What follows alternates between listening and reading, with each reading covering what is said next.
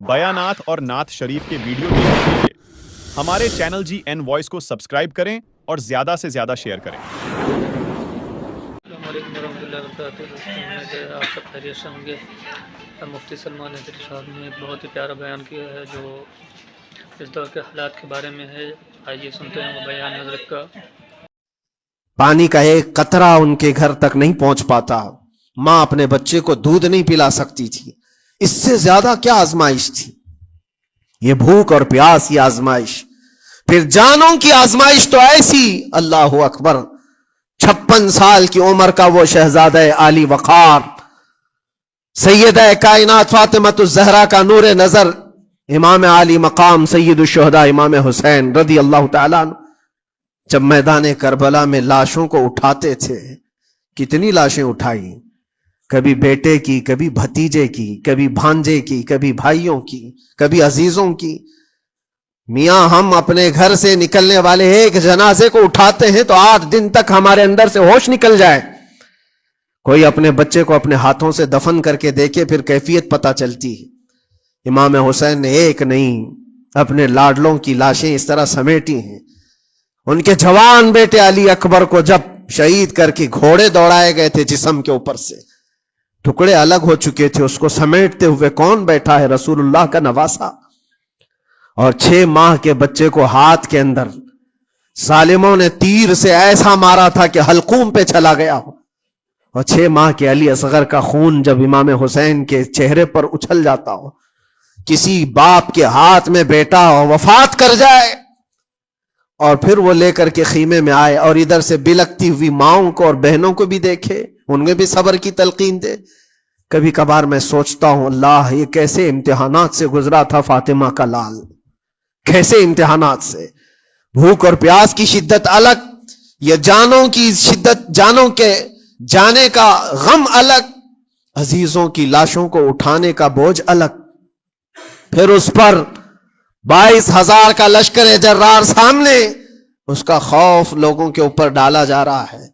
عزیزان گرامی وقار، یہ سب چیزیں کیا امام حسین کے قدموں کو ڈگمگا گئی؟ کیا ان کے خاندان والوں کو بکنے پر مجبور کر دی؟ کیا انہوں نے سمجھوتے کر کے اپنا سب کچھ بیچ ڈالا؟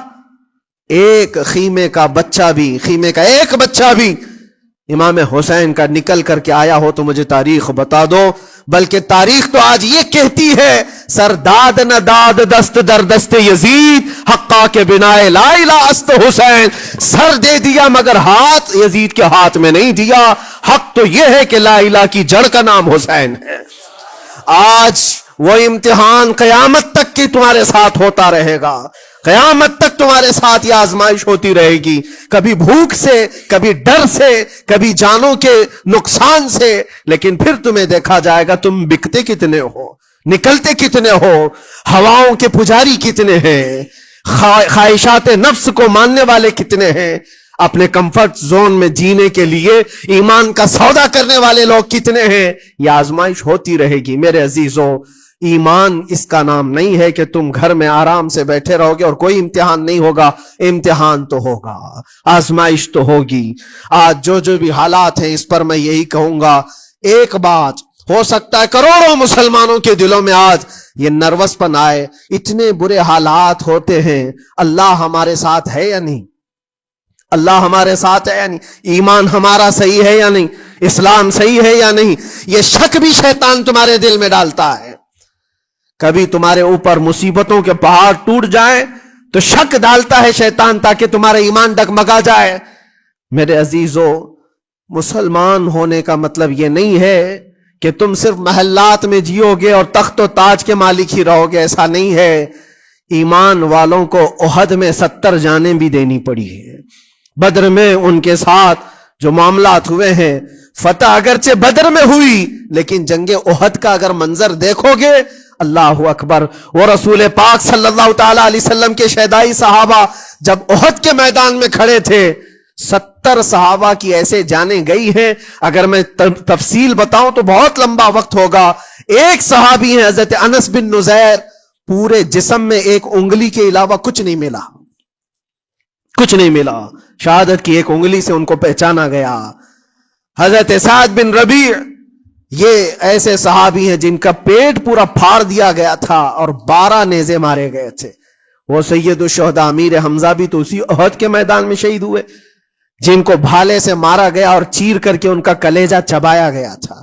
عبداللہ بن جہش اسی میدان میں انتقال کیے ہیں جن کے جسم کے 80 ٹکڑے کر دیے گئے تھے اور ہر ٹکڑے کا ہار بنا کر ظالموں نے پہنا تھا، ہار بنا لیا تھا جسموں کے. یہ سارے منظر احد کے میدان میں ہوئے. اور کون سے ایمان والے؟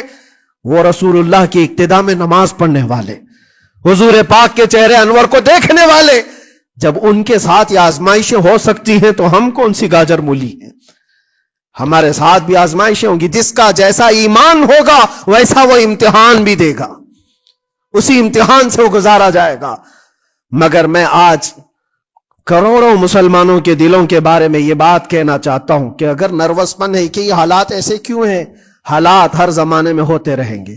ستیزہ کار رہا ہے ازل سے تا امروز، شرار ابو لہبی سے چراغ مصطفی. ہماری تاریخ ہے، یہ تاریخ ہے میرے عزیزوں. اللہ تعالیٰ قرآن میں فرماتا ہے تِلْكَ الْأَيَّامُ نُدَاوِلُهَا بَيْنَ النَّاسِ. یہ دن ہیں جو ہم لوگوں کے درمیان پلٹتے رہتے ہیں. کبھی تم بادشاہ بنو گے، کبھی فقیر بن جاؤ گے. اور آج جو تخت پر ہیں ہو سکتا ہے وہ کل ڈگر ڈگر گھوم رہے ہوں. آج جن کو طاقت کا نشہ ہے ہو سکتا ہے وہ بھیک مانگنے پر بھی مجبور ہو جائے. لیکن ایک بات یاد رکھنا، نروس پن اپنے دل میں آنے نہ پائے. ان حالات سے دیکھ کر کے گھبرا نہ جانا. ایمان تمہارا سچا ہے، اللہ کل بھی تمہارے ساتھ، آج بھی تمہارے ساتھ. بس تمہاری عبادت میں فرق آنے نہ پائے، تمہارے سجدوں میں کمی ہونے نہ پائے، تمہارے ایمان میں تزلزل آنے نہ پائے. اللہ ایک ہے تو ایک ہے، اللہ سچا ہے تو سچا ہے. میں نے اللہ کو نہیں دیکھا لیکن اللہ پر ایمان ضرور ہے. یہ یقین اور یہ عقیدہ تمہارا مضبوط رہے. ہاں ہمیں معلوم ہے، کچھ لوگ ہم سے یہ پوچھتے بھی ہیں، اللہ تبارک و تعالیٰ پوری کائنات کا مالک جس نے ہر چیز پیدا کیا اور اس کی عبادت کرنے والے ہو آپ، لیکن پھر اسی اللہ رب العزت کی یہ مسجدیں کیوں ڈھائی گئی؟ کیوں مسجدوں کو ختم کیا جا رہا ہے؟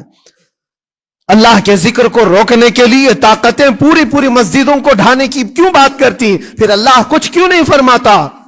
میرے عزیزوں، یہ کائنات ہے جس کو اللہ نے اسباب پر بنا کر بھیجا ہے اور تمہیں عمل کے لیے بھیجا گیا ہے. تمہارا عمل دیکھنا ہے، تم کتنے پابند ہو، تم کتنے اپنی حفاظت کرتے ہو، تمہارے ایمان کی، تمہاری عبادتوں کی، تمہاری مسجدوں کی.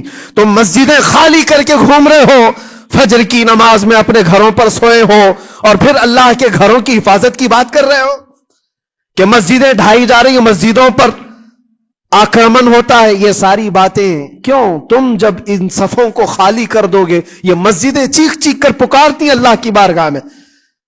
پل بھر میں بنا لی، شب بھر میں بنا لی مسجد تو ایمان کی حرارت والوں نے. من اپنا پرانا پاپی تھا، بچپن سے نمازی بن نہ سکے. مسجدیں بڑی بڑی شاندار بنا لینا اور اس کو آباد نہ کرنا، یہ بھی تو ظلم ہے. آپ ان مسجدوں کی حفاظت کی جو بات کر رہے ہیں، ان مسجدوں کی حفاظت صرف کمیٹیاں بنانے سے نہیں ہوتی، نمازوں سے ہوتی ہے، اس کے اندر تلاوت قرآن سے ہوتی ہے. عزیزان گرامی، اور پھر یہ بات ان ظالموں کے لیے کہ اگر وہ ہاتھ لگا کر مسجدوں کو اٹھانا پھینکنا اس کو اپنی طاقت کا ذریعہ سمجھتے ہیں تو سمجھ لو تھوڑے دن کی بات ہے. اگر اسی کا نام طاقت ہے کہ عبادت گاہوں کو مسمار کر کے طاقت کے تخت کو بٹھایا جائے تو یاد رکھنا بڑھتے بڑھتے بڑھتے تمہارا نشہ کہیں تمہیں فرعون نہ بنا دے.